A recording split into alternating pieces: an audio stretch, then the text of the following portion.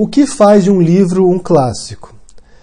Essa é uma pergunta de um espectador aqui, o Akin fez essa pergunta em alguns vídeos diferentes. Segundo ele não pensa em escrever para ganhar dinheiro, ele quer escrever para poder ser lembrado depois, quer ser lembrado pela posteridade, quer, ser reconhecido como um grande escritor clássico. Olha, Akin, essa é uma pergunta que muitos escritores e muitos teóricos já se fizeram antes. Não é uma pergunta trivial, é uma pergunta bastante relevante. Bem, existem várias teorias para isso, né? Existem várias suposições sobre o que torna um livro um clássico, e eu vou dizer a teoria com a qual eu concordo, que é o que eu penso também, que o que torna um livro clássico é a aceitação de várias instâncias de legitimação. Se você pegar o autor italiano Italo Calvino, ele tem um livro que é sobre isso, no qual ele apresenta um resumo de alguns clássicos, e na introdução ele apresenta as hipóteses dele, e ele fala sobre algumas coisas que ele pensa, né, que são livros que dialogam com diferentes públicos em diferentes épocas, que são maiores do que sua própria época, e eu acho que é romantizar um pouco o papel dos clássicos, que são muito concretos no sentido de que as pessoas, né, os intelectuais,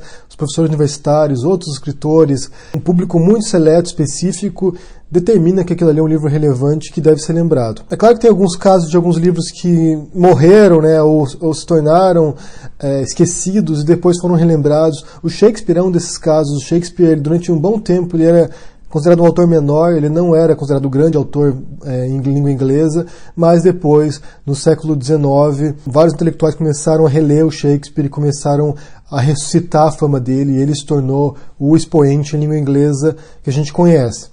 Então, mesmo um clássico, ele tem uma história, ele tem um ciclo de vida no qual ele pode ser esquecido e recordado depois, ou ele pode ser recordado depois de muito tempo ser esquecido. Ainda mais hoje, nos nossos dias, você vê alguns casos de grandes escritores clássicos que estão sendo questionados porque há uma onda de politicamente correto, então esses escritores estão sendo questionados por serem misóginos, por serem racistas, homofóbicos, ou várias outras coisas.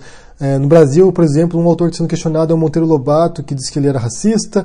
Então, diferentes períodos históricos, diferentes épocas, tem diferentes clássicos e pode criar um cânone diferente. E quando a gente fala cânone, a gente fala sobre essa coleção de livros clássicos, de autores clássicos que as pessoas leem e reconhecem como importantes. Ao longo da história, você vai ter diferentes momentos nos quais certos autores eram mais lidos, mais celebrados do que outros. Na época do Machado de Assis, por exemplo, um grande autor que o Machado de Assis lia e se inspirava era o Lawrence Sterne, e hoje ele já não é tão lido como ele era no século XIX. Então isso vai mudando com o tempo, e à medida que a gente vai passando a época e outros autores vão surgindo novos clássicos também, né? Por exemplo, um autor que é muito celebrado é o Hemingway, e ele durante um bom tempo, várias décadas, era o grande autor norte-americano, até que começou a ter um revisionismo e o Scott Fitzgerald, que era amigo do Hemingway, passou a ser mais importante no cânone norte-americano do que o Hemingway, eu acho.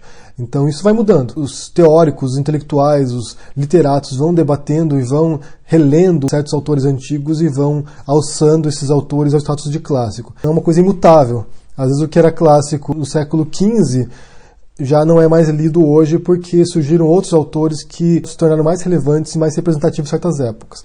O que a gente percebe também é que durante um período aí, entre o século XVIII e o século XIX, quando começaram a surgir os estados nacionais, quando começaram a surgir os países, como a gente conhece hoje, houve um esforço deliberado do romantismo, do movimento estético romantismo, em consolidar certos autores como representativos. Então você vê na Itália a escolha do Dante como grande autor italiano, a escolha do Goethe como grande autor alemão. Você vê na França a escolha de certos autores, né, como Rabelais, como Victor Hugo, como os grandes autores franceses, e no Brasil tem o Machado de Assis, que é o grande autor brasileiro, e não apenas porque foi escolhido como tal, mas porque realmente é um autor extraordinário. E nos Estados Unidos tem o Mark Twain, na Inglaterra você tem o Shakespeare, na Espanha o Cervantes, em Portugal Camões. Então são autores que foram selecionados como uma proposta estética, como uma proposta nacionalista até, de preservar a cultura, de transmitir um modelo ideal estético para as futuras gerações. Então foi uma escolha deliberada. Provavelmente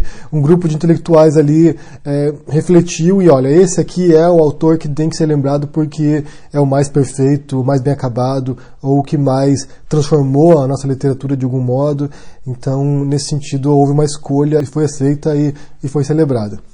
Então é assim que surge um clássico. Não é uma escolha do autor, eu acho. Você pode tentar escrever livros mais densos, mais profundos, mais complexos, visando a posteridade, mas no final das contas você não tem esse controle. Você pode escrever um livro bom e ser esquecido, você pode escrever um livro mediano e ser lembrado. Então não há como você escolher isso, não há como você decidir que vai se tornar um clássico, porque é além da escolha individual de um autor ou de um intelectual particular. É uma escolha coletiva. Inclusive há uma porção de casos de autores que morreram no anonimato, morreram desconhecidos, como Kafka ou como Fernando Pessoa, e que depois de um tempo, passados uns anos, começaram a ser revisitados, relidos e perceberam que eram grandes autores que mereciam ser lembrados.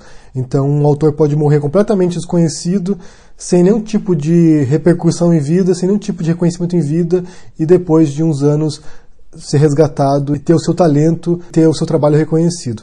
É imprevisível, não há como decidir isso não. O que a gente pode tentar fazer como escritores é nos esforçar para escrever o melhor livro possível e torcer que isso seja bastante. Nem sempre é. Eu quero saber o que vocês pensam sobre isso, vocês que assistem aqui. O que vocês pensam sobre isso, como é que se forma um livro clássico, como é que surge um clássico. Deixa no comentário aqui embaixo, deixa o joinha se gostou desse vídeo, assina o canal se não está ainda, a gente se vê por aí. Abraço e até mais. Tchau!